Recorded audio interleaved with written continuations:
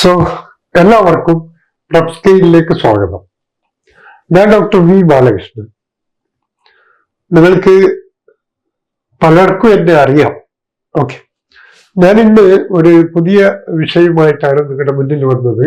അതായത് high school teacher interview, അതിൽ എങ്ങനെ നല്ല മാർക്ക് വാങ്ങി ശോഭിക്കാം എന്നുള്ളതിനെ കുറിച്ചുള്ള ഒരു വീഡിയോ ആണ് ഞാൻ ഇന്ന് നിങ്ങളുടെ മുന്നിൽ വെക്കാൻ വേണ്ടി പോകുന്നത്. അതായത് നമുക്ക് പരീക്ഷ എഴുതി വിജയിച്ചു, പരീക്ഷ എഴുതി ഷോർട്ട് ലിസ്റ്റിൽ വന്നു എന്നുള്ളത് കൊണ്ട് മാത്രം കാര്യമായില്ല. നമുക്ക് ഇന്റർവ്യൂ ഉണ്ട്. അതുപോലെ തന്നെ ഇന്റർവ്യൂവിലും നമ്മൾ വിജയിച്ച് നമ്മൾ ജോലിയിൽ നേടണം, അങ്ങനെ ജീവിതത്തിലും വിജയിക്കണം. അപ്പോൾ മാത്രമേ നമ്മൾ വിജയിച്ചു എന്ന് പറയാൻ വേണ്ടി പറ്റൂ. സോ ആ ഒരു ബീഡിങ്ങിലാണ് ഞാൻ ഈ വീഡിയോക്ക് ഓപ്പറേഷൻ വിജയ് എന്ന് പേര് കൊടുത്തത്. ആ പേര് കൊടുത്തത് എന്തെങ്കിലും ആയിക്കോട്ടെ, ഞാൻ ഈ വീഡിയോയിൽ കൂടി ഉദ്ദേശിക്കുന്നത് നിങ്ങൾക്ക് ഇന്റർവ്യൂവിൽ സക്സസ് ചെയ്യാൻ പറ്റുന്ന വിധത്തിലുള്ള കുറെ ടിപ്സ്, ഇന്റർവ്യൂവിൽ ചോദിക്കാൻ സാധ്യതയുള്ള ചോദ്യങ്ങൾ കുറെ എണ്ണം, അതായത് സമകാലീന സ്വഭാവമുള്ള ചോദ്യങ്ങൾ, അതോടൊപ്പം ഡെഫിനറ്റായി ഇന്റർവ്യൂവിൽ ചോദിക്കൂ എന്ന് എനിക്ക് തോന്നുന്ന ചോദ്യങ്ങൾ നിങ്ങൾക്ക് എക്സ്പ്ലെയിൻ ചെയ്തു തരിക എന്നുള്ളതാണ് എൻ്റെ ഉദ്ദേശം. ഇതുമാതിരി ചെറിയ ചെറിയ കുറെ വീഡിയോസ് ഇനി അങ്ങോട്ട് ഹൈസ്കൂൾ ടീച്ചർ ഇന്റർവ്യൂവുമായി ബന്ധപ്പെട്ട് ഞങ്ങൾ നൽകുന്നതായിരിക്കും. അപ്പോൾ വീഡിയോയുടെ പേര് മറക്കണ്ട, high school teacher interview operation Vijay. ഒരു കാര്യം കൂടി നിങ്ങളോട് പറയട്ടെ. അതായത് പ്രപ് സ്കെയിലിൽ ഡിസംബർ 1 തീയതി മുതൽ വെറും ഹൈസ്കൂൾ ഇന്റർവ്യൂ ബാച്ച്, അതായത് സെപ്പറേറ്റ് ഇന്റർവ്യൂ ബാച്ച് എന്നുള്ള ഒരു ബാച്ച് ആരംഭിക്കുകയാണ്. താല്പര്യമുള്ളവർ പ്രപ് സ്കെയിലിന്റെ താഴെ കാണുന്ന നമ്പറുമായി ബന്ധപ്പെടുക. കാരണം ഇന്റർവ്യൂവിൽ നമുക്ക് കിട്ടുന്ന ഓരോ മാർക്കും നമ്മളുടെ റാങ്ക് ലിസ്റ്റിൽ നമ്മുടെ സ്ഥാനം അല്ലെങ്കിൽ നമ്മുടെ പൊസിഷൻ മെച്ചപ്പെടുത്താൻ വളരെയധികം സഹായിക്കും എന്നുള്ളത് ഞാൻ പറയാതെ തന്നെ നിങ്ങൾക്ക് അറിയുന്ന കാര്യമാണ്. അതുകൊണ്ട് 1, 2, 3 മാർക്ക് എങ്ങനെ നമുക്ക് അധികം നേടാം എന്നുള്ളതിനെ കുറിച്ചാണ് നമ്മൾ ഇനി ആലോചിക്കാനുള്ളത്.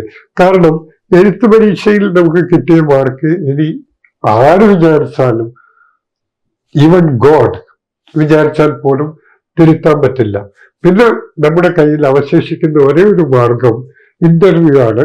എത്ര മാർക്കിൻ്റെതാണ് ഇന്റർവ്യൂ എന്ന് വ്യക്തമല്ലെങ്കിലും നോർമലി അതൊരു 20 മാർക്കിൻ്റെതായിരിക്കും എന്ന് നമുക്കൊരു സാമാന്യ ബുദ്ധി കൊണ്ട് മനസ്സിലാക്കാം. അല്ലെങ്കിൽ LP UPക്കൊക്കെ 20 മാർക്കാണ്. ഇവിടെയും അങ്ങനെ ആയിരിക്കാം, ചിലപ്പോൾ അല്ലായിരിക്കാം, നമുക്കറിയില്ല. PSC ഇതുവരെ വ്യക്തമാക്കിയിട്ടില്ല. എനിവേ എത്ര മാർക്ക് തന്നെ ആയിക്കോട്ടെ, നമുക്ക് 1, 2 മാർക്ക് എങ്ങനെ അധികം നേടാം എന്നുള്ളതിനെ കുറിച്ചുള്ള കാര്യങ്ങളാണ് ഞാൻ ഇനി അങ്ങോട്ടുള്ള വീഡിയോയിൽ വിശദീകരിക്കാൻ വേണ്ടി പോകുന്നത്. ഓക്കെ, സോ വീഡിയോയുടെ പേര് മറക്കണ്ട, operation Vijay. Okay, so operation വിജയിലെ ഇന്നത്തെ ചോദ്യം ഇതാണ്. നോക്കൂ, ഹൈസ്കൂൾ ടീച്ചർ ഇന്റർവ്യൂ 2020 പുതിയ ദേശീയ വിദ്യാഭ്യാസ നയമനുസരിച്ച് എത്ര തരം BEdകൾ ഉണ്ട്? ഇതാണ് ഇന്നത്തെ എന്റെ ചോദ്യം.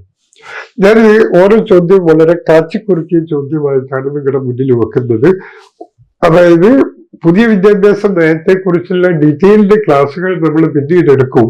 But here what I am doing is only to point out the specific things which are useful for the next high school teacher interview. Okay, so ചോദ്യത്തിന് മാത്രമുള്ള ഉത്തരേ ഞാൻ പറയുന്നുള്ളൂ, കൂടുതൽ വിശദീകരിച്ച് പോകാൻ സമയമില്ല. സോ 2020 പുതിയ ദേശീയ വിദ്യാഭ്യാസ നയമനുസരിച്ച് എത്ര തരം BEd ഉണ്ട് നോക്കുക. ഉത്തരം 4 തരം BEdകളാണ് ഉള്ളത്. ഏതൊക്കെയാണ് 4 തരം BEd എന്ന് നോക്കാം. ഒന്ന്, പ്രീ പ്രൈമറി ഘട്ടം, അതായത് 3 വയസ്സ് മുതൽ 8 വയസ്സ് വരെയുള്ള കുട്ടികളെ ലക്ഷ്യം വെച്ചുകൊണ്ടുള്ള ഒരു BEd. ഇതിനെയാണ് നമ്മൾ പ്രീ പ്രൈമറി ഘട്ടം എന്ന് പറയുന്നത്. അതായത് ഫൗണ്ടേഷണൽ സ്റ്റേജ്, അല്ലെങ്കിൽ പ്രൈമറി ഘട്ടം എന്ന് നോക്കിയാലും മതി. അതായത് ഫൗണ്ടേഷണൽ സ്റ്റേജ്. 2, 8 മുതൽ 11 വയസ്സ് വരെ ഉള്ള കുട്ടികളെ ഉദ്ദേശിച്ച് തയ്യാറെടുപ്പ് ഘട്ടം അഥവാ പ്രിപ്പറേറ്ററി സ്റ്റേജ്. പിന്നെ 11 മുതൽ 14 വയസ്സ് വരെയുള്ള കുട്ടികളെ പഠിപ്പിക്കാൻ ഉദ്ദേശിച്ചുകൊണ്ടുള്ള മറ്റൊരു BEd, അതായത് middle BEd.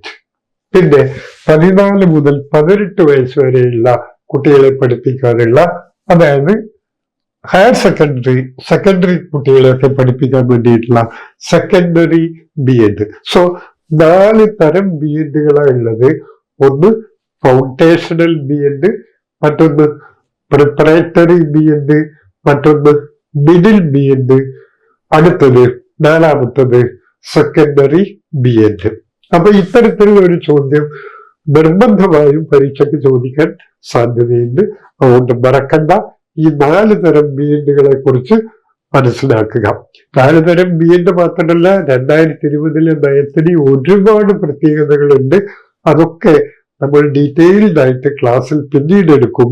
Here there is only a specific question: how many BEds are there according to 2020 NDP?